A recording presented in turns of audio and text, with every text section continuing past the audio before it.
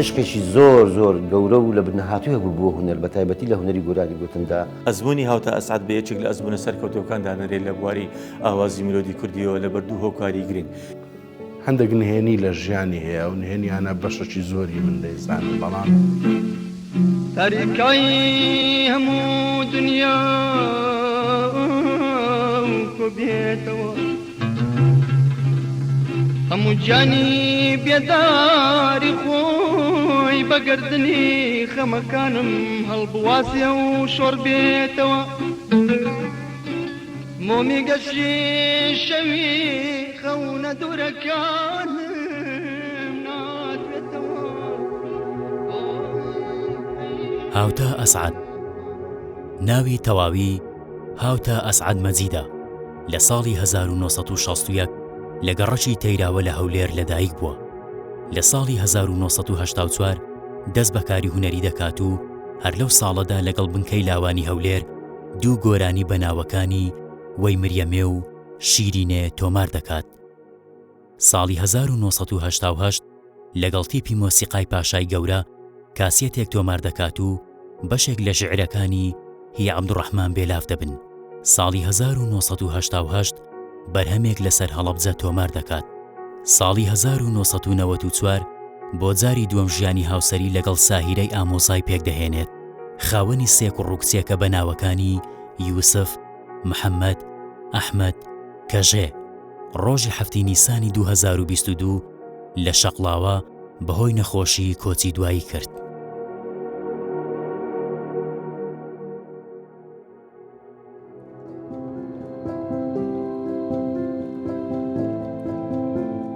دەتوانم بڵێم ڕۆڵێکی زۆر زۆر کاریگەری بینی لە ناو هونەری کوردیدا بە تایبەتی لە بواری گۆرانی گوتندا و کەسێکی قەلەم ینی بەدەست بوو بەڕاستی لە ڕووی نووسینیشەوە دەتوانم بڵێم ڕۆڵێکی کاریگەری هەبوو، ناوانە نووسینیشی دەکرد. بەڵام من وەکو خۆم وەکو کەسێک کە نزیکترین کەس لە هاوتە ئەسعەد ساڵانێکی زۆر دوور درێژ پێکەوە کارمان کرد لە هەشتاکانەوە یەکترمان ناسی، کەسێکی زۆر لەسەر خۆ و کەسێک بوو کە لە بواری هونەردا لەو کاتەوە من هەستم کرد کە ئەو گەنجە جوانە ئەو مرۆڤە جوانە ناخێکی جوانی هەیە، هەستێکی جوانی هەیە، ینی تەسەورم دەکرد کە ڕۆژێک لە ڕۆژان هونەرێکی جوان پێشکەش بکە. ئەوەی کە جێگای سەرنجە یاخود وەکو شانازێک باسی لێوە بکەین، دوای ڕاوتی ئاواز و میلۆدی کوردی لە ساڵانی هەفتاکانەوە، دوای ئەوەی کەوە ئێمەش لە پەیمانگای هونەرە جوانەکانی مۆسڵ دەرچین و من وەکو گواستنەوەیەک بۆ شاری هەولێرە لە کۆمەڵی هونەر و وێژە بووم، کۆمەڵێک برادەر باسییان کرد کە گەنجێکی دەنگ خۆش هەیە،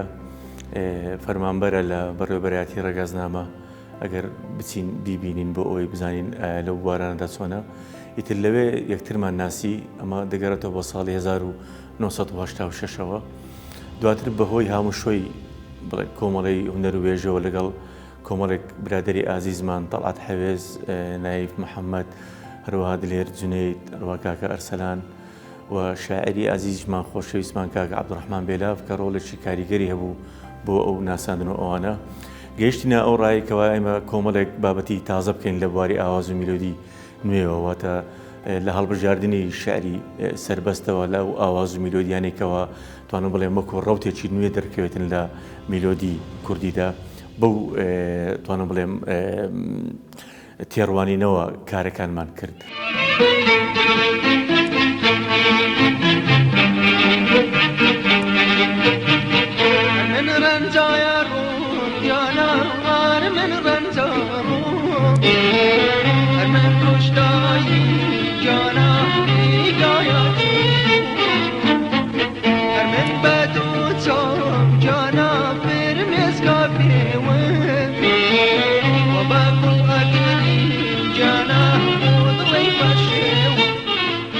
هاوتا لە سەردەمی خۆیدا لە ترۆپچی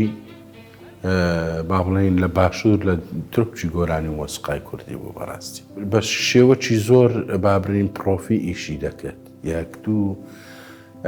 مەجموعە خەڵکەکی ئەکادمی لە پشت بوو هاوتا. ئەو ئەو وەرگەڕانەی کە با بڵێن لە ناو مۆسیقای کوردی لەو سەردەمیدا ڕوویدا کۆمەڵی نۆرە جوانەکان هێنا ئاراوە و پاشای گەورای بەشێک بوو لەو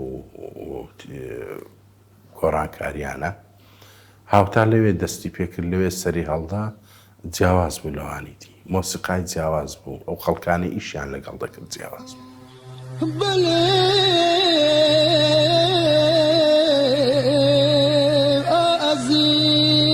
من بەسەری زبانی بانگم دەکردم گۆ ئازیز هەندەوەرە ئازیز ئەو زوڵفانت بە جوای خوڕماین دەڵێ هەتیم نازانی لەبەر خەنە تێدانێ هەدی ئەو چاوت بە جوای ڕەش و جوانن دەڵێ لەبەر کلسوب کێکێشاونێ لە ڕووی ئەداکردنی مەسەلەن گۆرانی دەتوانم بڵێم کەم کەس هەبوو وە ینی سەلیقەیەکی جوانی هەبێ یان سەلیقەیەکی وا جوانی هەبێ بتوانێت گۆرانیەکانی خۆی بە جوانی بچڕێت بەداخەوە زۆر بەداخەوە تەمەەن ڕەنگە ڕێی پێ نەدابێت کە گەلێک خەون و ئاواتی گەورەی لە ناخدا هەبوو لە مێشکدا هەبوو کە ڕۆژێک لە ڕۆژان جێبەجێ بکات بەڵام مەرگ ڕێی پێ نەدا هەر خۆشمان بۆ یەکەمین جار لەگەڵ هونەرمەند کارەوە غزرار بابەتێکمان بۆ کردو ئەو سات لە تەلەڤیزیۆنی کەرکووک بۆمان ئەتوانم بڵێم وێنەگرتنەوەکو بابەتەکان لەوێدا دواتر کە گەڕاینەوە ڕەواندز لەوێدا کارێکی هونەری زۆر چاکمان کرد بەڵام دیارە ئەو بابەتانی کەوا لەوێ پێشکەشمان کرد ڕنگدانەوەیەک و دەنگدانەوەیەکی زۆر باشی هەبوو بەوەی کەوا لە تۆمارگای چرا لایەن کاک جیهان بەخشەوە پێشوازێکی زۆر گەرمی لێکرا کە ئەو کات ئەو کاسێتەکانی دابەش دەکرد لەوێەوە ئیتر ئەو ڕنگدانەوە بووە ئەوەی کەوا هاوتا ئەسعاد وەکو هونەرمەندێکی دەنگخۆش بناسرێ زیاتر لەسەر ئاستی کوردستاندا و هەم خەڵک بە تامەزرەوە سەیری بەرهەمەکانی بکاتن.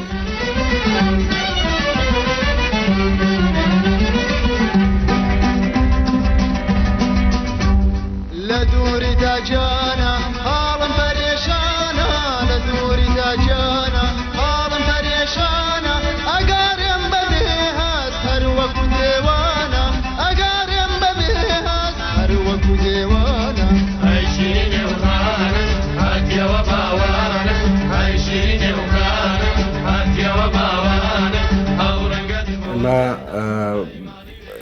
داستانی قارەمانی بەیان کە گۆرانی 1 سەعات بوو پێشکەشمان کرد و هەروەها گۆرانی بانک ئەویشیان 17 دقە بوو ئێمە ئەو دووەمان وەکو کاری درێژ ئیش لەسەر کرد هەردووچیان شاری شێرکۆ بێکەس بوو ئاواز و دابشکردنەکانی خۆم بوون و کۆچ گرێبەند سەحەرا ئەوانە و مەجموع ئاوازەکی دیکەشن بەڕاستی ئەوانە هەموو ئاوازی من بوون مۆسیقا و دابشکردنەکانیان بوون ئێمە بە بەردەوامی ئیشمان دەکرد لە زەمانێک لە زەمانەکان لە تیپی مۆسیقای ڕەوامان لێهات ساڵێک زیاتر ئێمە نەچوینەوە ماڵەوە منیش و هاوتاش بە بەردەوامی خەریکی پرۆڤەکردن و مناقەشاتی هونەر و گەڕان بە دوای شعر و بە خەریکی خوێندنەوە بووین. ئەو بابەتانی کەوا لە میلۆدی دەنگی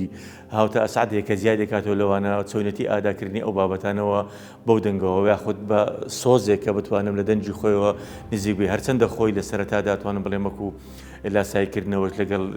گۆرانەکانی ئیسماعیلی سابووری لەگەڵ گۆرانەکانی مەزەری خاڵقی لەگەڵ بابەتەکانی تریشەوە ئاشنایەکی زۆری هەبوو بەڵام دواتر توانیمان بە دۆزینەوەی ڕێچکەی دەنجی ئەو بە چینە دەنجی ئەوەوە ماوڵ بکەن لەگەڵ خۆمان کە بتمان بۆ ڕەواندزەوە لەوێ پێشوازێکی گەرمیان لێکرد لەو بابەتانەوە بەرهەمەکانمان بۆ ماوەی توانم بڵێم مانگێک بۆ مانگونی وەک لەوێەوە تۆمار کرد هەر شەوان و بەرهەمێکمان بۆ تۆمار دەکرد لەوێوان بەڵام بە پرۆڤەیەکی چڕوپڕ و ئایمێرانی کە تێدا بەکارهێنمەنا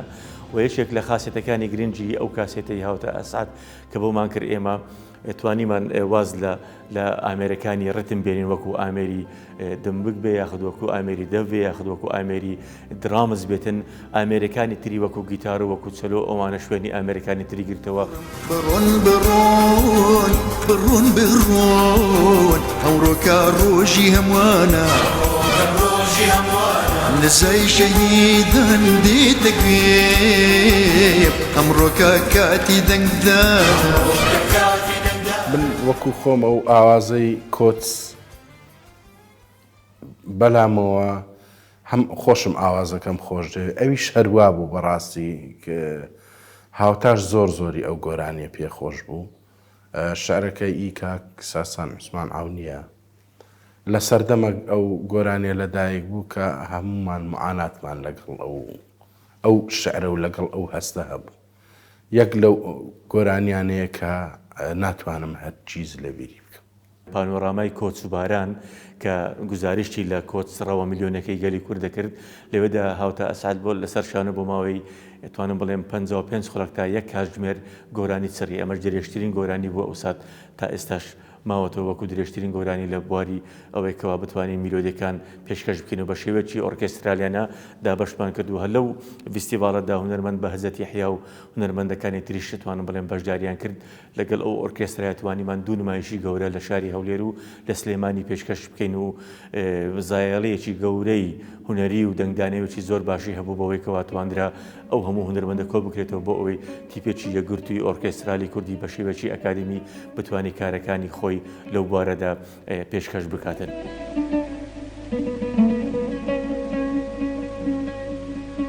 شەو ڕاشکە ئەژنۆم شل بوو مانگ بە تاقی ئاسمانەوە هەڵپڕکە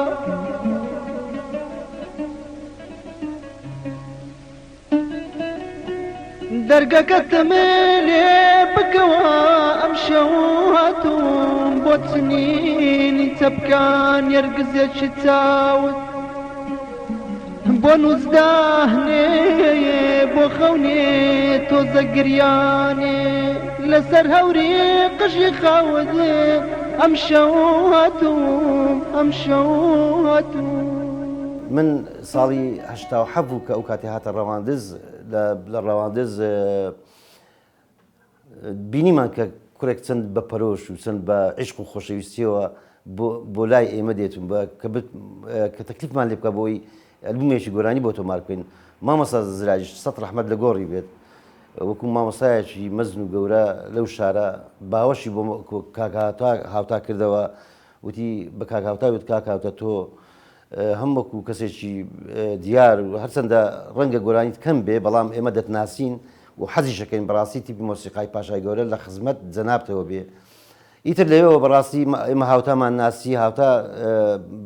بە حکمی ئیشی هونەری و ئەو شتانە تێکەڵاوێکی لەگەڵ ئێمە پەیدا کرد و هامشوو هاتوویەکی زۆرمان هەبوو بینی ینی بینی خۆمان مەسەن بینی من و هاوتا و حتا خودی خانەوادەکەشیان برای بەڕێزیان کاک زیادە سعات کە ئێستا لە سویدا ژیان بەسەر دەبا. ینی دەتوانم بڵێم خانەوادەیەکن کەم خانەوادەی وا هەیە کە خزمەتی کرد بێت لە بواری هونەر بەتایبەتی لە بواری گۆرانی و مۆسیقا.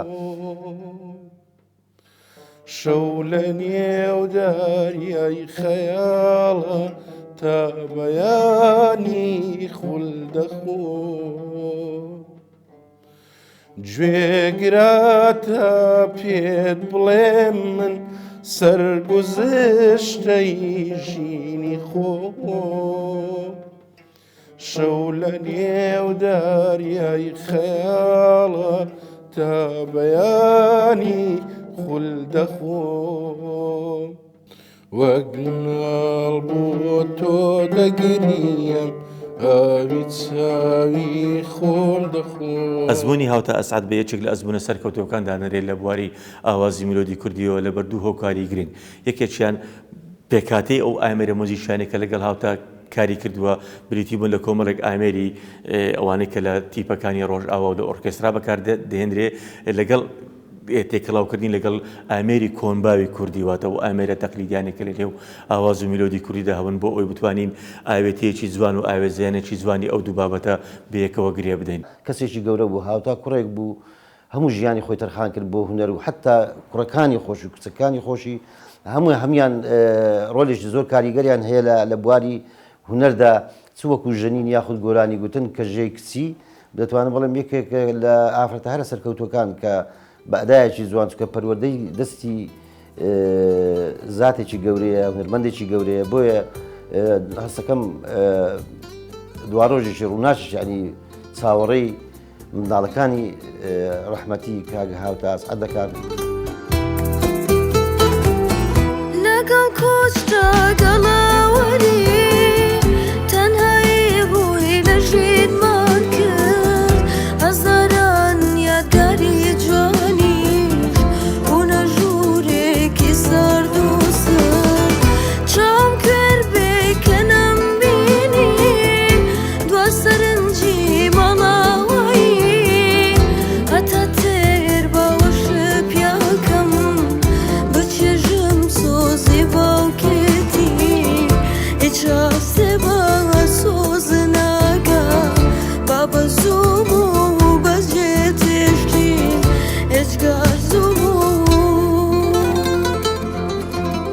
هاوتا بەڕاستی کەسێک بوو هەمیشە بە دوای خاڵە و وونەکان دەگەڕا، ینی ئەو شتانێک کە ونن دەگەڕا، بە دوای شتە جوانەکان دەگەڕا.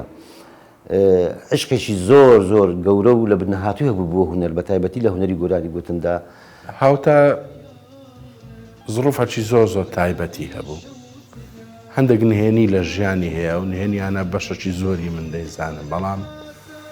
ئەو کتێبەکی پڕنهێنی بوو. کەس نەیتوانی هاوتا بخوێنتەوە، کەس نەیتوانی هاوتا وەکو خۆی لە باوەش بگری. وانا اخر لسيني فرق بريمه وانا في روزكي برزا فريمه وانا في روزكي برزا فريمه